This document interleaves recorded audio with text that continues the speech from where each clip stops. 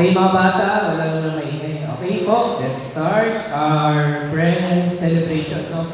Na Feast of the Trumpets. Pero yung pinaka-celebration po natin ito ay sa Wednesday, no? Ginawa lang natin to kasi majority of us, ako rin, may work, so we cannot attend, no? So para masama tayo sa rapture,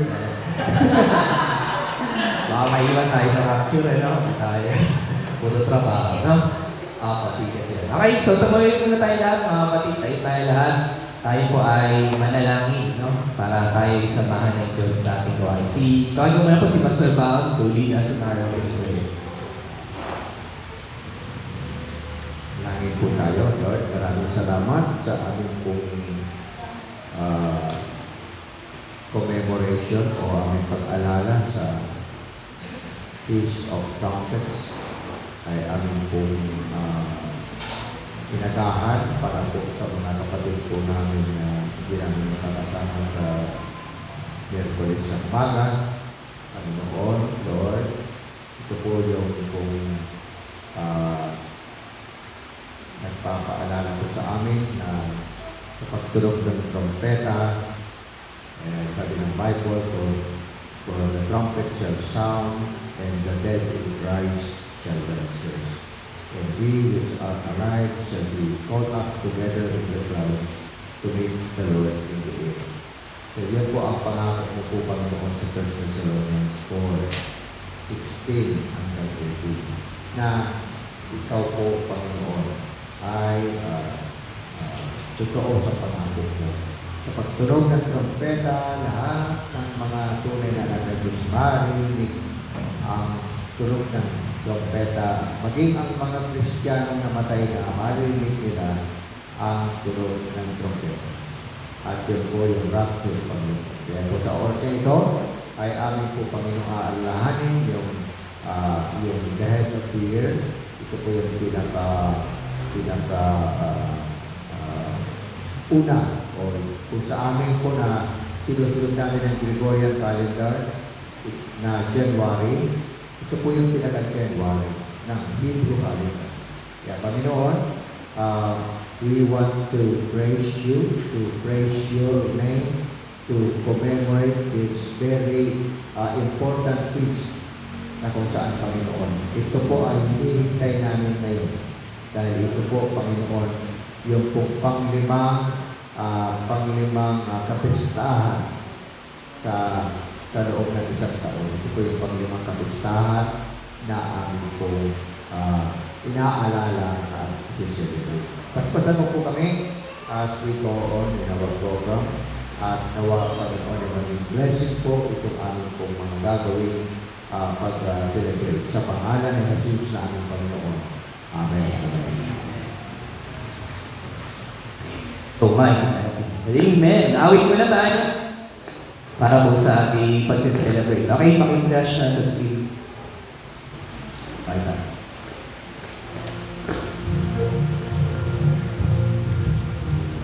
Yung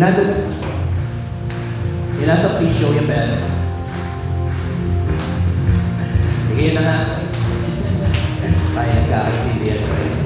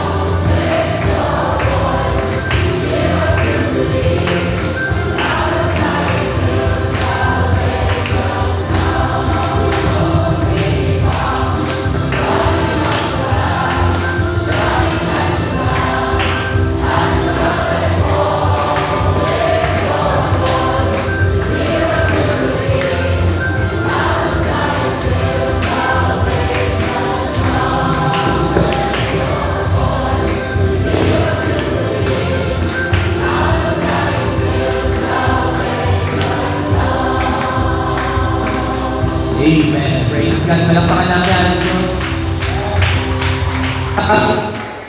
Story.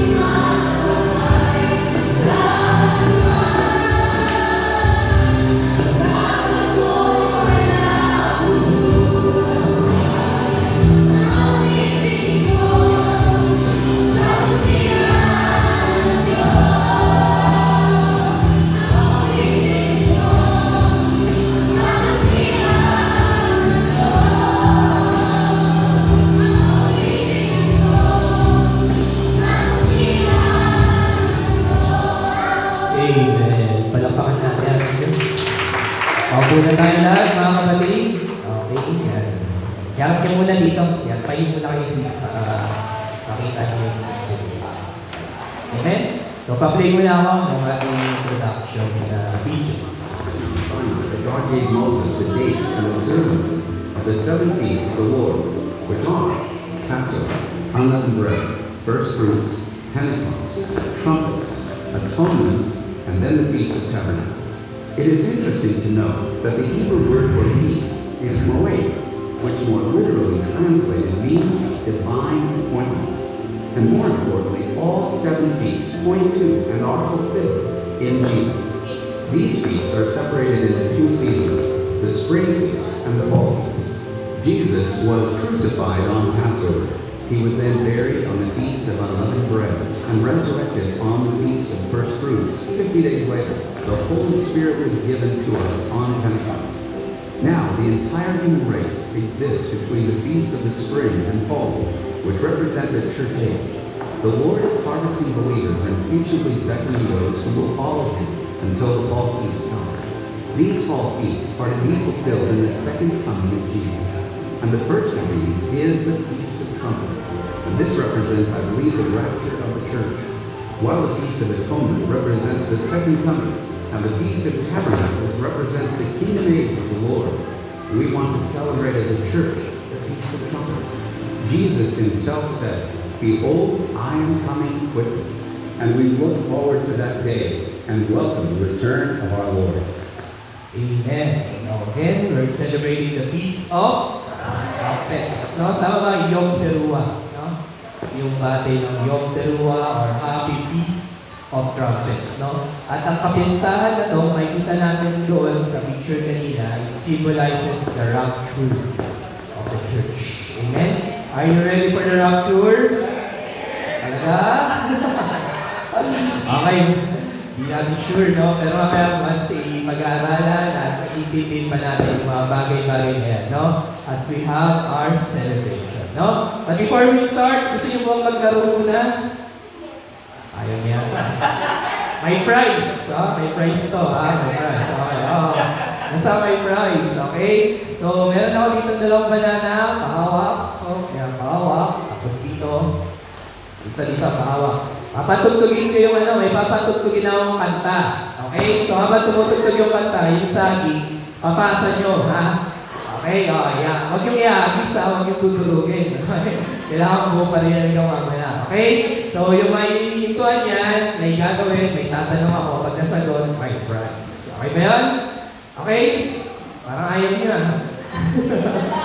Alam nyo, church, ang kapistahan ng Panginoon sa totoo lang masaya. Sabi nyo ang masaya. May kapistahan bang malungkot? Masaya ito pag Pinoy, pag fiesta, ang ginagawa natin pag Pinoy. Inuman, may narinig ko, inuman. Walang inuman.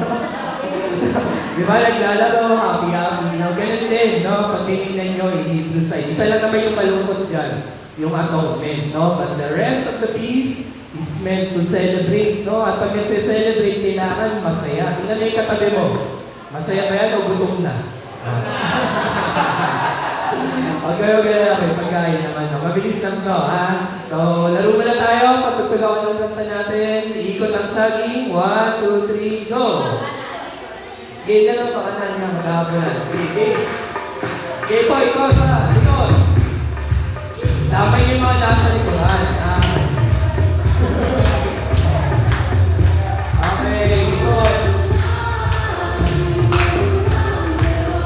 Okay, ikot.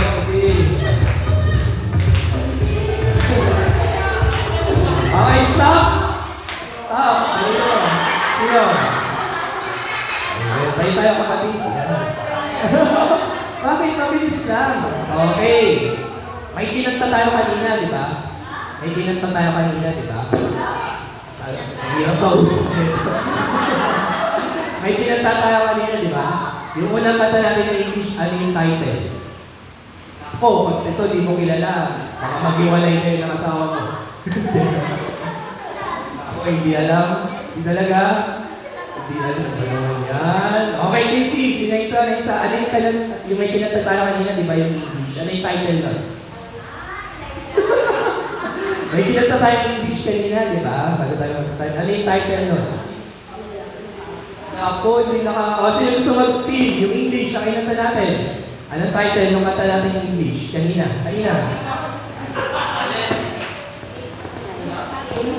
Oo, Days of Wala. Yung palakpakan naman natin si Steve. Okay, wala. Simple lang ito lang. Okay, start! Patutuloy. Ito sa sagi. Tuloy mo na yung kanta. Ilan tayo na. Let's go. Okay, ito.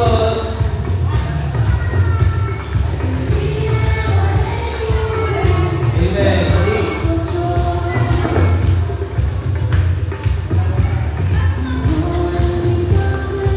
Ikot. Okay, stop. Ayan. Kanina, ayan. O, BJ.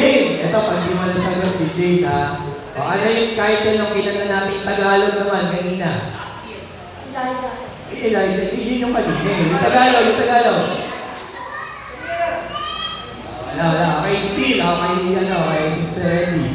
Yung Tagalog kanina na kinanta natin. Ano yung title? Isa lang yung kinanta natin. Ay, tao kayo kanina. Nakagano kayo. Naman sila. Ay, nakalimutan na. Wala na. Okay, still. Sino ito mag-still? Yung kinanta natin Tagalog. Yung kinanta Tagalog. Ano title po? Mali. Yun yung kanina, yung service. Yung ngayon. Okay, yung ngayon. Amen. Sikwenta lang. Okay, next. Ikot.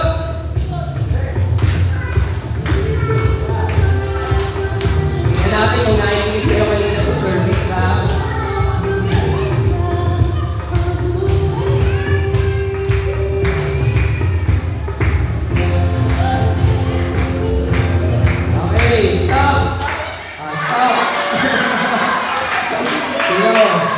Nakikinig sa service ha. Ayan, ako yung nakikinig. Nandito ka mga kanina sa service. Di ba may preach si Pastor kanina? May preach. Anong pangalan ng taong nakulong doon sa preaching niya? Dali, anong pangalan? May nakulong doon sa preaching niya, di ba? Wala ka na sa kanun. Okay, sis, ito. Naalala ba? Anong pangalan? May preaching kanya si Pastor yung prison of down, no?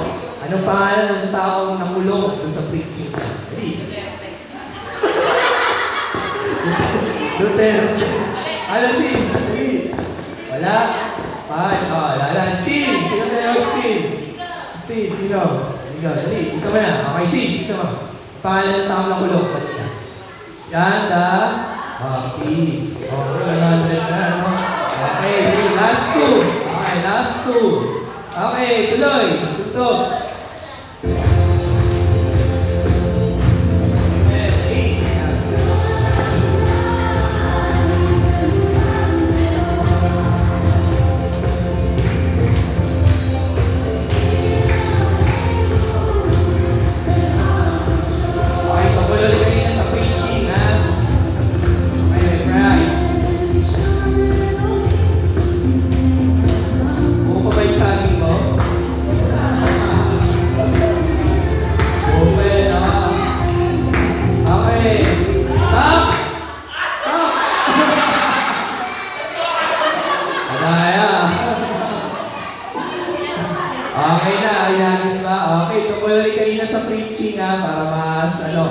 Ma-refresh natin, no? Nakalaya ba yung taong nakulong kanina? Yung sa preaching ni Pastor. Ang pangalan nila nakulong si John the Baptist. No? Nakalaya ba siya? Hindi. Ano yung nangyari sa kanya sa kulungan? Siya ay patay. Nakubutan ng ulo. Yun. Kasi kayo na kayo, ha? Okay, last 100. Okay, last 100. Pabalik yung isa. Yung isa pabalik. Ayan.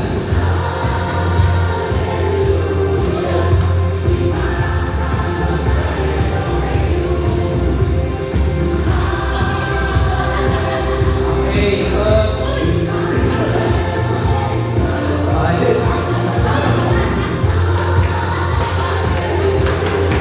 Tama yung sa likod. Sa likod, wala eh. Ayan o, tingnan natin. Ready? Go, yan. Ready? Good. Okay, ito ba? Ayaw niya, price. Bilis eh.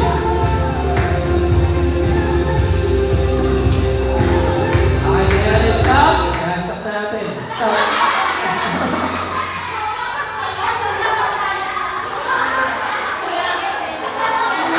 Stop na, stop.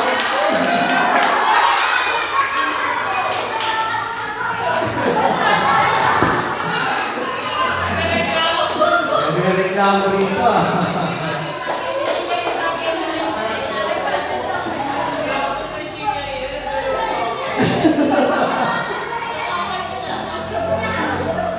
Okay, game, question. Sino ang final? Mabilis lang to. Memory verse. Isang memory verse. In times of doubt. Pagka napagtulog na. Dali. Recite memory verse. Philippians. Sige.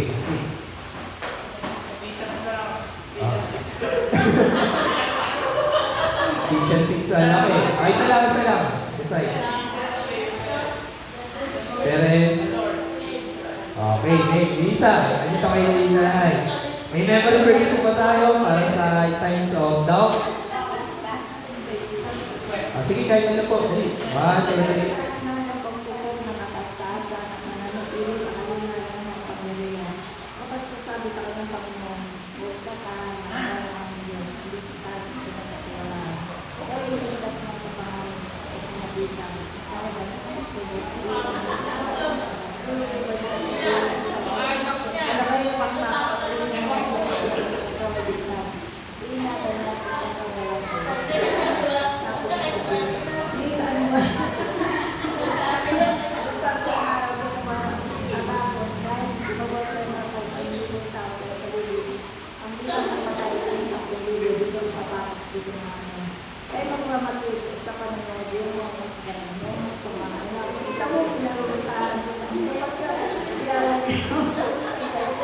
Palakpakan naman natin. Ito ko yung alam yun. Ay, 50 na rin natin. Okay. May natutalaw sa akin. Okay, palakpakan natin ating Diyos. Ngayon, may turn out isa sa ating siting laro para sa pista. Amen? So, isa sa ipamamalin natin ito, church, ay itong peace ng prophets na to ay hindi pa natutupad, no? And we are all looking forward sa pagkakatupad ng pangyayari ko, no? Ng pagsunog ng trumpeta, lahat tayo ay susunduin na ng ating Panginoon. Amen? Sabihin mo nga sa katabi mo, handa ka na ba? Handa ka na ba? Handa na ba ang bawang isa? Amen, no? So let us move forward na sa ating, peace proper, no? Para po sa ating pagsasalusaluhan na wine, na tinapay at apples, no? Kasi sa Feast of Trumpets, kasama yung apples, so which symbolizes yung parang sweet start, fresh start, no? Kasi kung hindi nyo itatanong, ang Feast of Trumpets, ito yung New Year, no? Ito yung bagong taon pagdating sa mga Hudyo. Amen? At kung parang ang gusto nila is bagong taon, bagong buhay, bagong dito, bagong simula sa mga nangyayari sa ating mga buhay. At yun yung hihingi din natin ngayon sa ating Panginoon Jesus. Amen? So, paki-next niya, mga kapatid. Okay, basahin natin, sabay-sabay, let us read responsibly. Ako muna doon sa una, hanggang sa magsabay-sabay tayo doon sa dulo. Okay? 1 Thessalonians 4:13, but I will not have you to be ignorant, brethren, concerning them which are asleep, that ye sorrow not, even as others which have no hope. 14.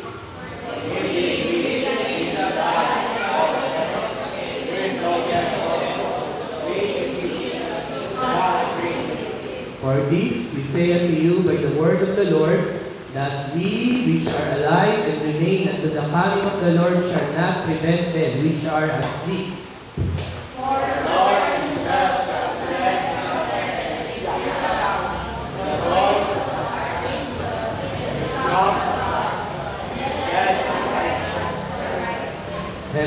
Then we which are alive and remain shall be caught up together with them in the clouds to meet the Lord in the air, and so shall we ever be with the Lord. Verse 18, wherefore comfort one another with these words. So lagi natin ipaalala sa bawat isa, no? Na kung ano man yung suliranin mo na hinakaharap mo ngayon, no? May katapusan yan. Kailan yung katapusan yan?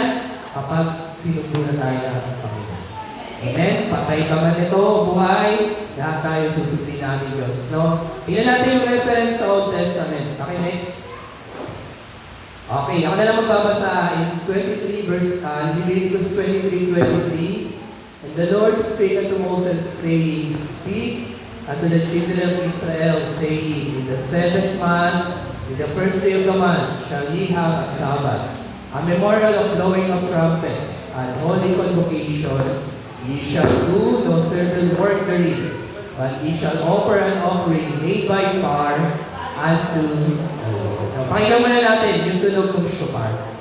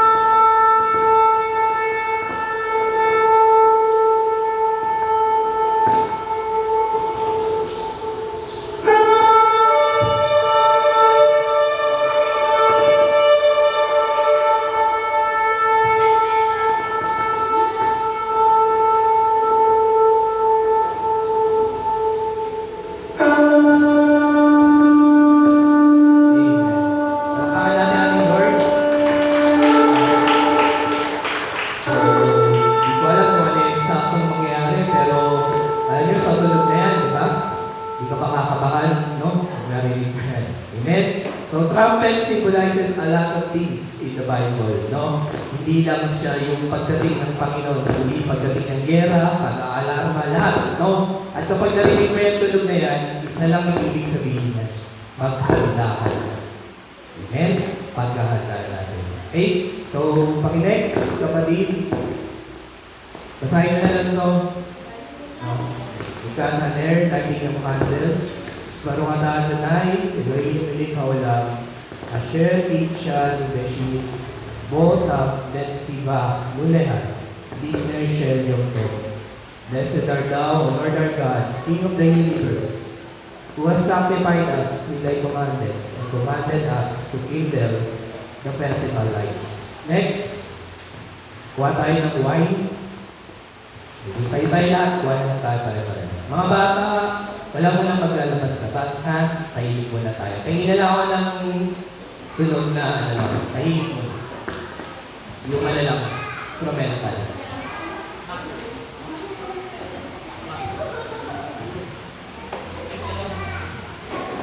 Sige, ubusin nyo na, pwede naman magdalawa para maubos na natin.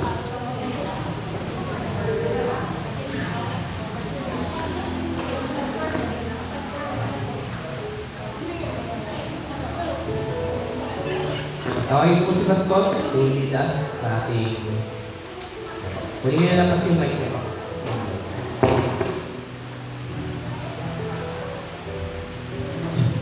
Tayo tayo lahat, mga kapatid.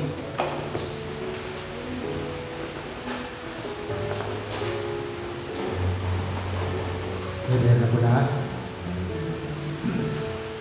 Okay, blessing over the why. Marongsa tunay, Loyan Melek Haulam, Kore Pray Hatapen, blessed are you, Eternal One, our God, Ruler of the universe, Creator of the fruit of the body.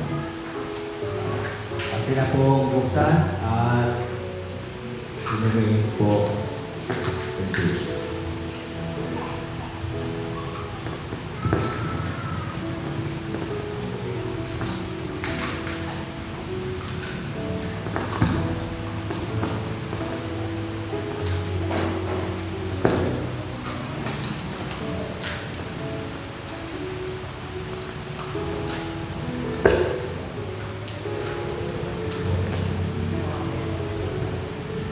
Amen. Next, yung ating bread. Ating pasta. Wala lang din po tayo.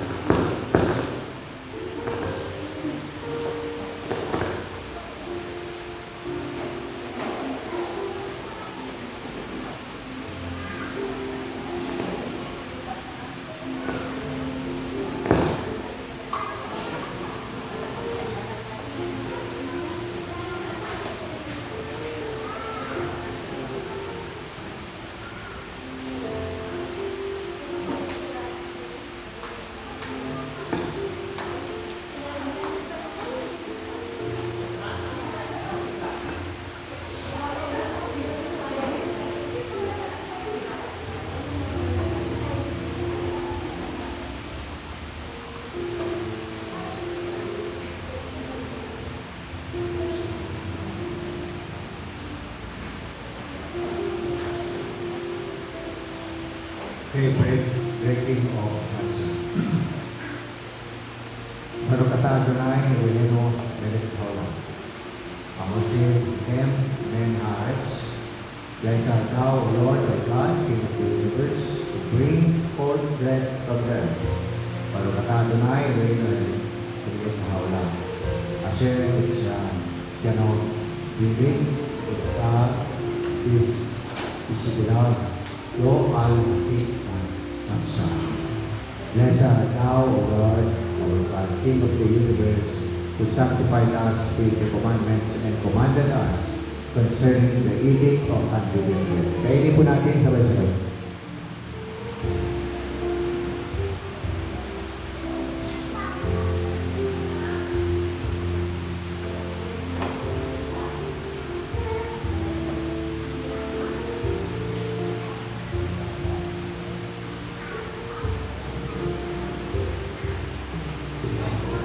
Next, dito tayo sa apples. Kuha tayo ng isa. Dahil siya lang, hindi kami nakapili ng stick. May ano po dyan, kuha na lang kayo ng tiniton. Tiniton na lang po. Tag-isang tiniton para tusok na lang natin, para mas malinis.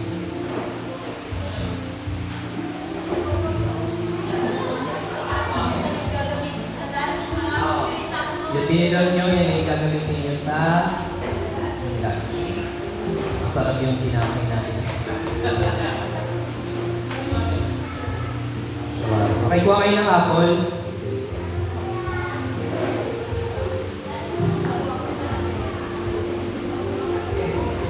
Pag yung muna kakainin ha, kuha lang.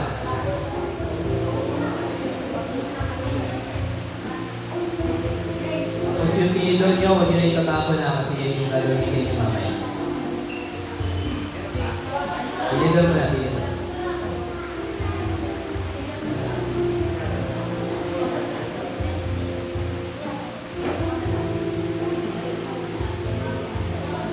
Pag nawawa na ako, kung may paper nyo.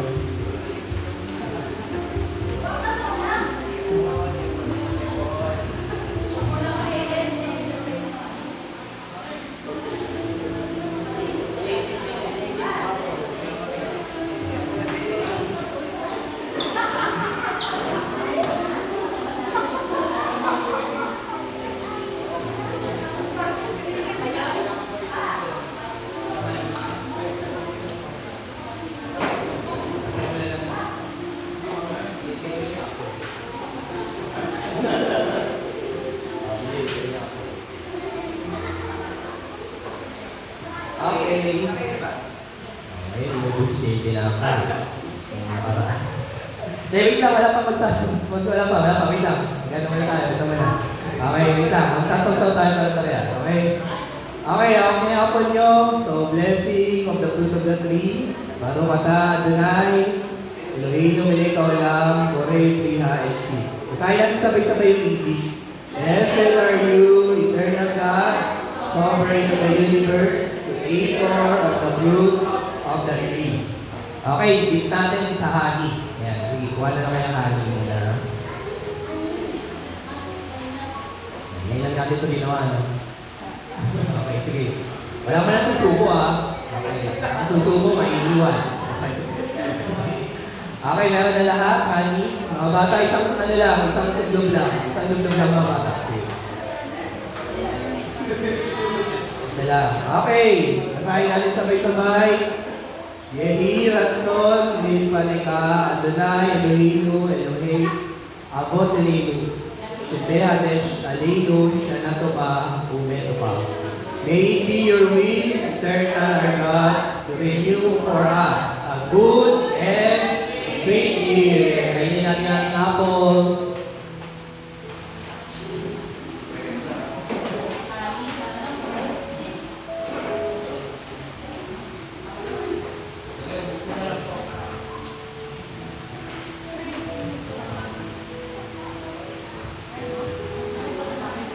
Kung may mga diabetes, yung kailangan ng tubig.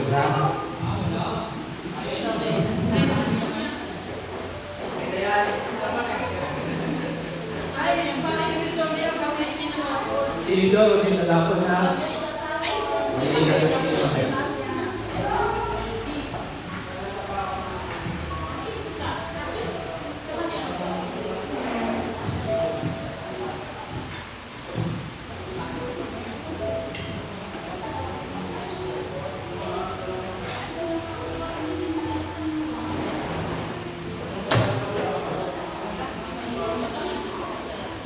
Okay, habang kumakain kayo, maupo na lang po. Panoorin natin itong video na to.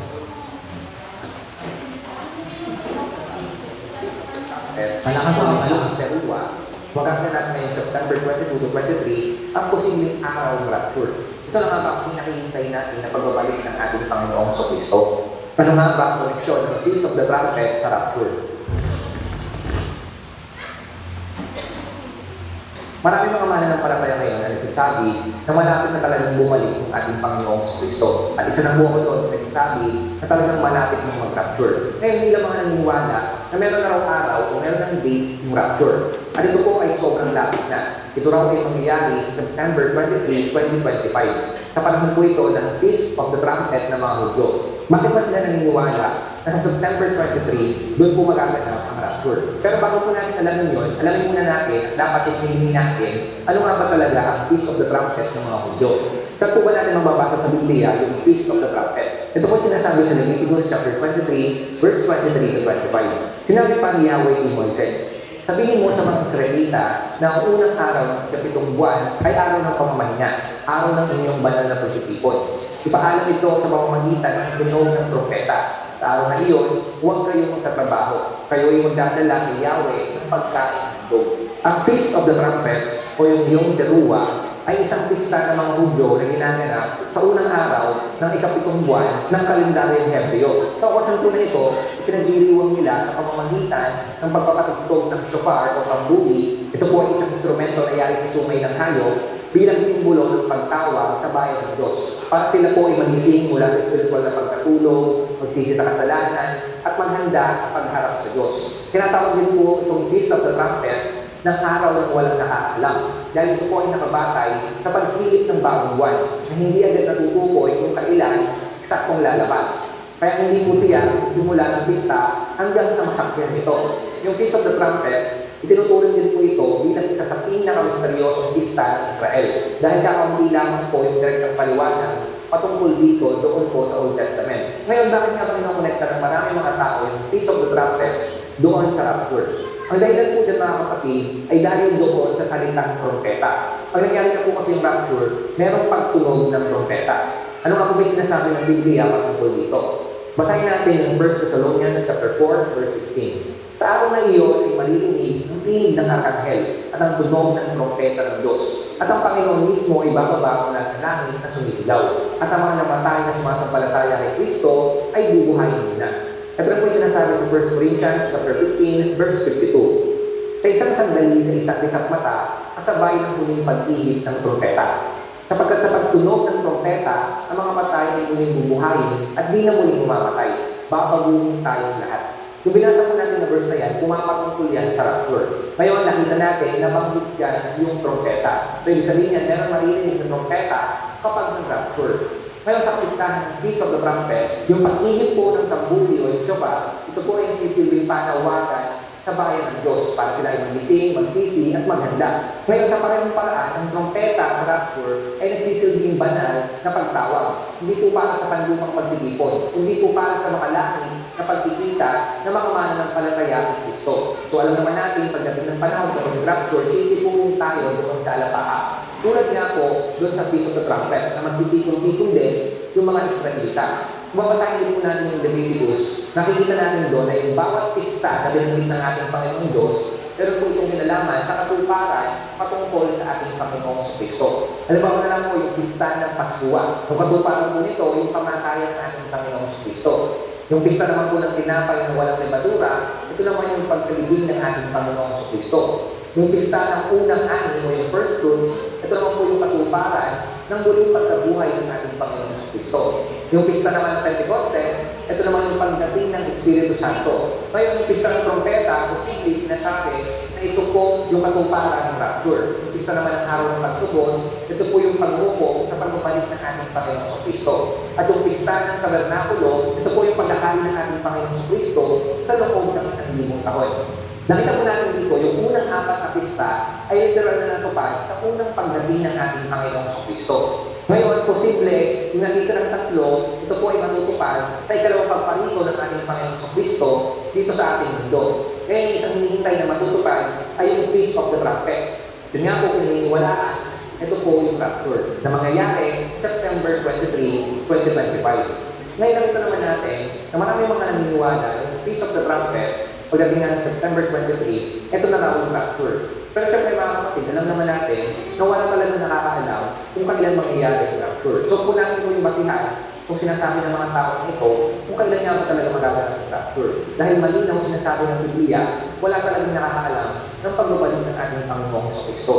Basahin natin yung Mark chapter 24, verse 36. Ngunit tungkol sa araw at oras na iyon ay walang nakakaalam, kahit ang mga anghel sa langit o maging ang anak man.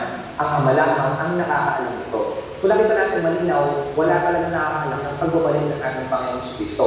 So bakit na ba kinukonekta pa rin nila itong words na ito doon sa Feast of the Trumpets? Sa tradisyon po kasi ng mga Hudyo, yung Feast of the Trumpets, ito po yung tanging pista sa kalendaryong Hebreo na hindi po tiyak kung kailan talaga eksakto magsisimula. So mahirap po itong tukuyin sa paningin. Kailangan po dito may dalawang saksi na magpapatunay na nakita na ang bagong buwan bago po ito deklara ng mga pinuno doon. Kaya nga po ito binansagan na the day no one knows o araw na walang nakakaalam. Dahil dito, ang eksaktong pagsisimula ng lista ay isang misteryo, kahit po sa mga Hudyo. So dahil po dyan, maraming mga scholar, mga mananampalataya ang naniniwala na hindi aksidente na ginamit ng ating Panginoong Kristo yung parehong salita na walang nakakaalam sa araw o oras. So makikita po natin dito na sa simpleng itinahayag na walang sino man na nakakaalam kung kailan mangyayari yun, nasabi nila na maaaring tumutukoy si Jesus doon po sa Feast of the Trumpets mismo, sa mamamagitan ng isang kultural na kasabihan na pamilyar sa kanyang mga tagapakinig. Kumbaga, kung sinabi ng ating Panginoong Kristo, kung walang nakakaalam ng oras o araw na yun, ang tinutukoy niya mismo doon ay yung Feast of the Trumpets. Ayun nga, ang paniniwala ng mga Hudyo, walang nakakaalam ng oras o araw ng Feast of the Trumpets. Ngayon, kung naman nakita natin na parang meron talagang koneksyon yung Feast of the Trumpets doon sa inaasahan natin rapture. Pero mga kapatid, sa kabila ng parang meron koneksyon ng dalawang event na yan, malinaw po ang babala ng Biblia na hindi natin dapat tukuyin ang biyak na araw o oras ng pagbabalik ng ating Panginoong Kristo. Ang layunin po ng mga palatandaan ng mga iba't ibang mga pista ng mga Hudyo ay hindi para maging tagamula tayo ng mga petsa, kundi para tayo po ay laging maging handa. Sabi nga sa Acts chapter 1 verse 7, sumagot si Jesus, ang mga panahon at pagkakataon ay itinakda ng Ama sa kanyang sariling kapangyarihan at hindi na kailangan pang malaman ninyo kung kailan iyon. Ito rin po ang sinasabi sa Matthew chapter 24, verse 44. Kaya't lagi kayong maging handa, sapagkat darating ang anak ng tao sa oras na hindi ninyo inaasahan. Sa mga binasa po natin na yan, malinaw na sinasabi na yung Diyos lamang ang nakakaalam ng lahat ng bagay. At ang Diyos lamang ang may kapangyarihang magtakda ng panahon ng mga pangwakas sa kaganapan. Kung meron po mga nagsasabi ng eksaktong araw ng pagbabalik ng ating Panginoon sa Kristo ng rapture, huwag po natin paniniwala. Alam naman natin na wala talaga nakakaalam ng pagbabalik ng ating Panginoon sa Kristo. So mga kapatid, ang layo po ng ating Panginoon Diyos sa panahon natin ngayon ay turuan tayo maging spiritual at maging handa sa araw-araw. Hindi lamang po kapag may mga lumabas na mga palatandaan o kaya man po mga nagsasabi ng pagbabalik ng ating Panginoon sa Kristo. Ang tunay po na tanong dito ay hindi kung kailan ba balik si Jesus, kundi handang-handa na ba sa pagbabalik ng ating Panginoon sa Kristo ngayong araw na ito. Amen. Okay, 3 points lang para matawagin si Pastor. No? As we celebrate the Feast of Trumpets, hindi ibig sabihin, na-rapture na. No? Maganda yung point niya. As we celebrate ka ng Feast of Trumpets, kasi handa ka na sa pagbabalik. Amen? Handa ka na dun sa rapture na tinatawag. No? Sa Sunday School, pag-usapan din natin to kasi nakakagulo eh. Pero yung rapture at yung second coming, magkaibang event yun. Amen? Hindi rapture dumating na niya. Hindi gano'n. Okay? Magkaiba. No? May centering timeline yun. Pinag-uusapan. What we are celebrating sa Feast of Trumpets ay yung rapture.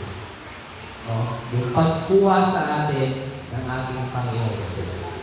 Yung second coming kasi, yun yung pagbalik ni Jesus Christ kasama natin.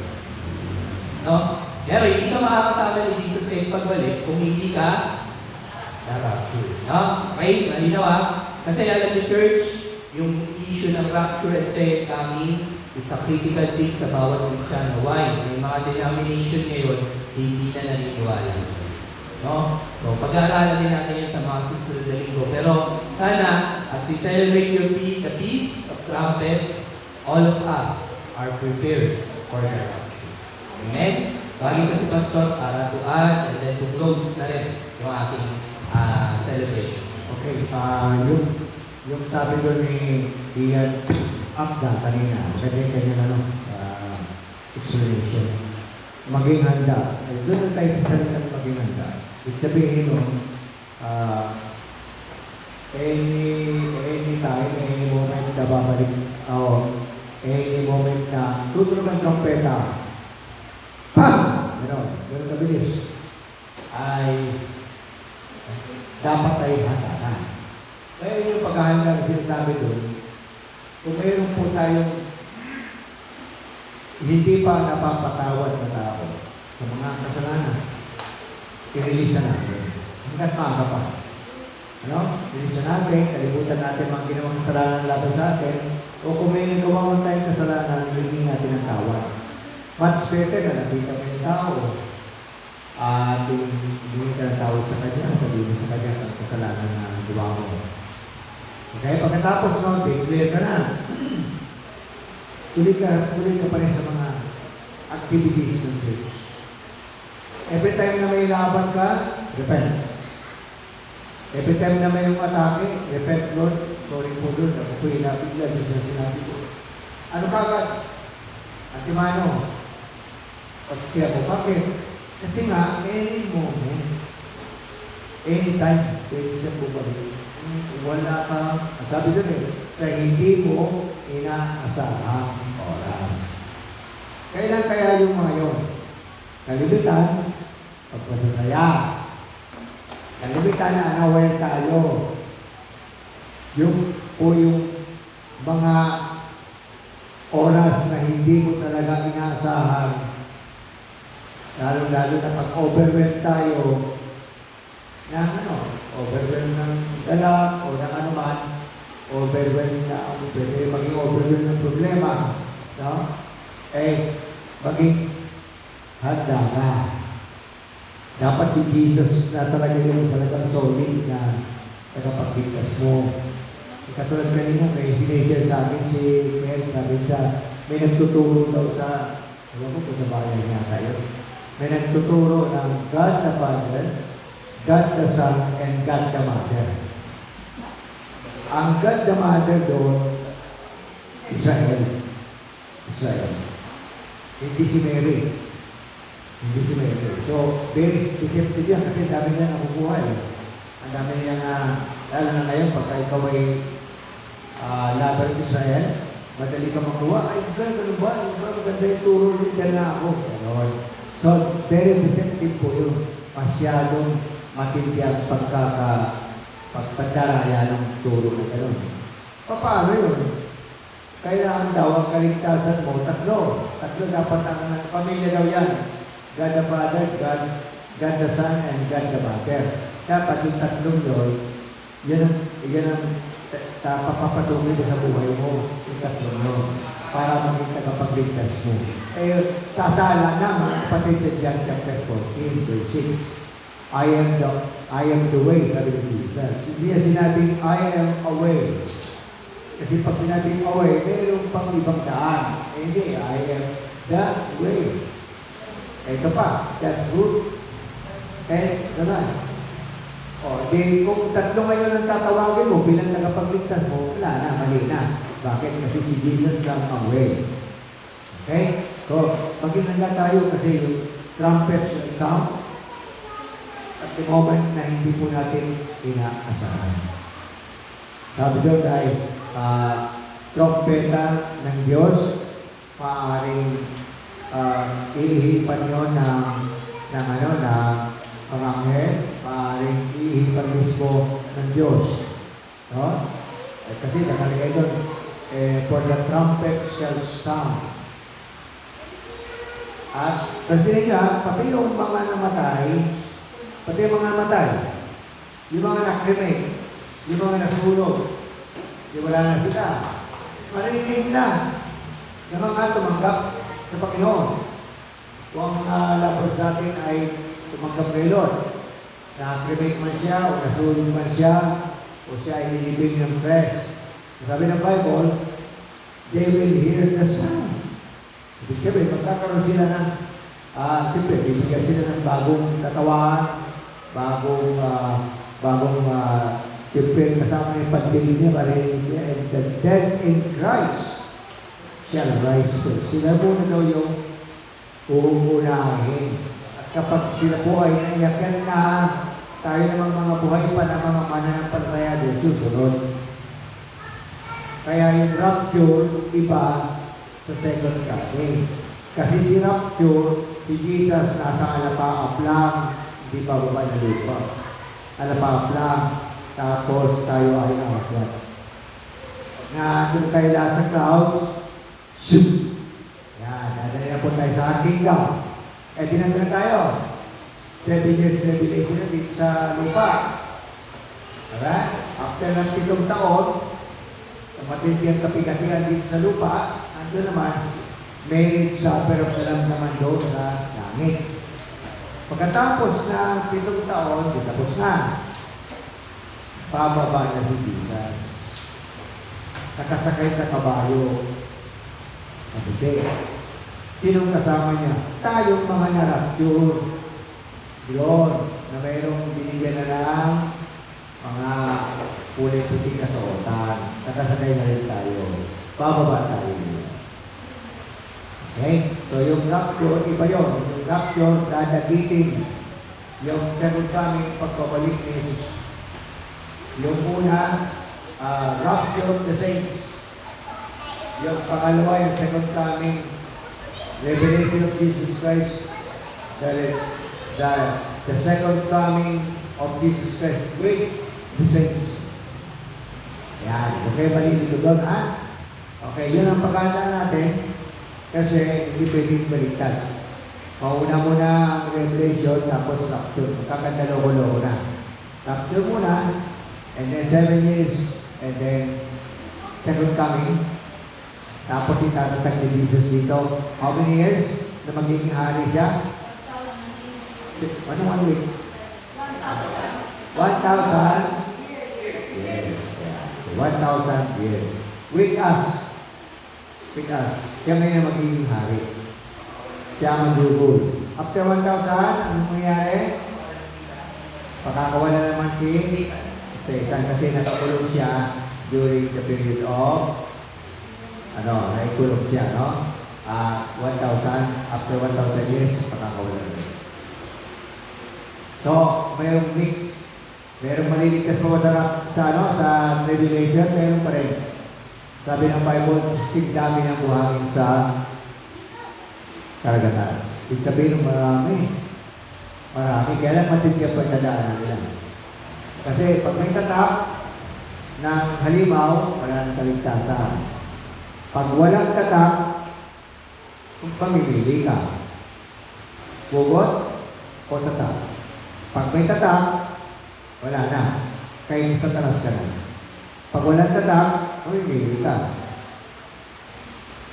Ayaw ko ng tatak. Okay, sige. Bibigyan mong buhay mo para kay Kristo. Ay hindi ho. Ay hindi ka pwede. Kailan tatakan ka.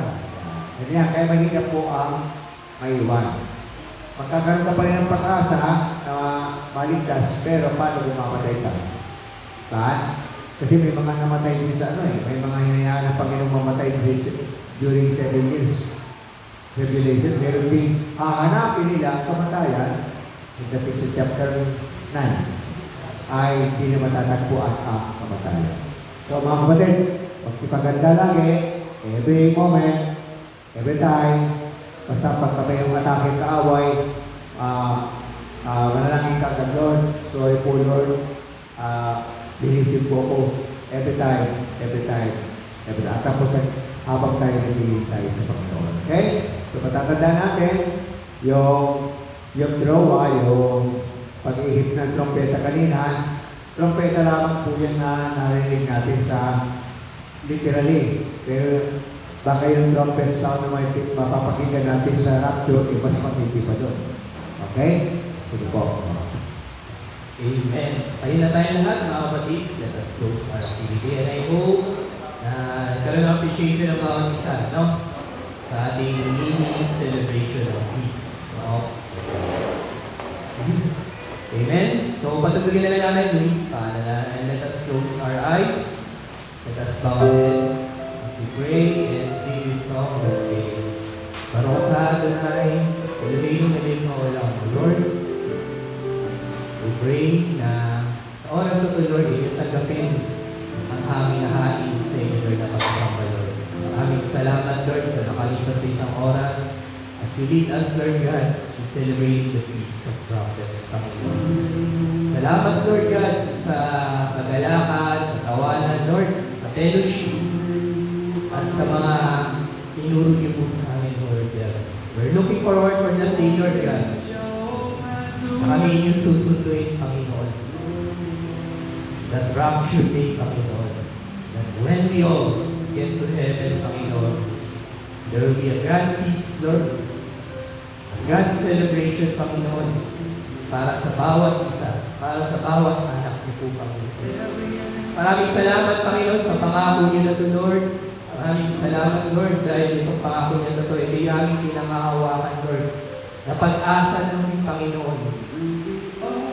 Na sa lahat ng problema na hinaharap namin sa buhay, Lord,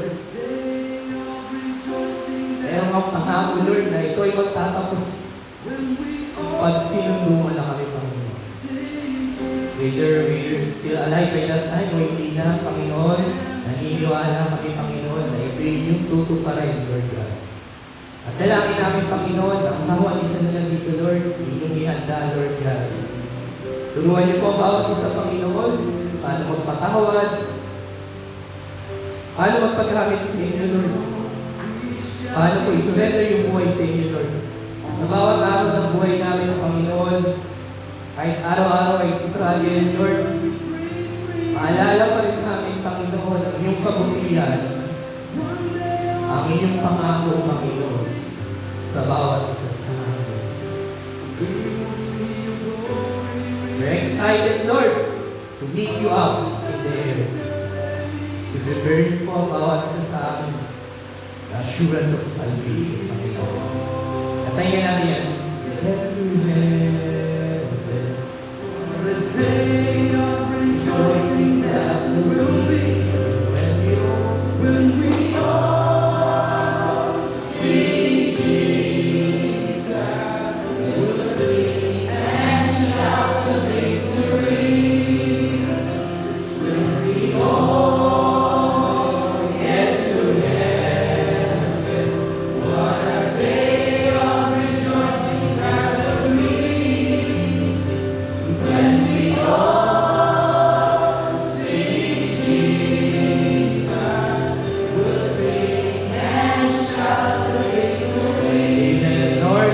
niyo po ang aming pagkain, na aming pagsasalusaluhan. We pray na ito yung paspasan at magbigay kalakasan, Lord, sa bawat isa.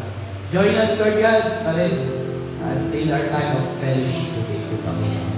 Maraming salamat, Panginoon. Lahat ng aming tinataas sa inyo. In Jesus' name we pray. Amen. Praise God. Patulong na lang po ako pag-aayos ng mga buwan, malinis. And then, kain na tayo. Yan.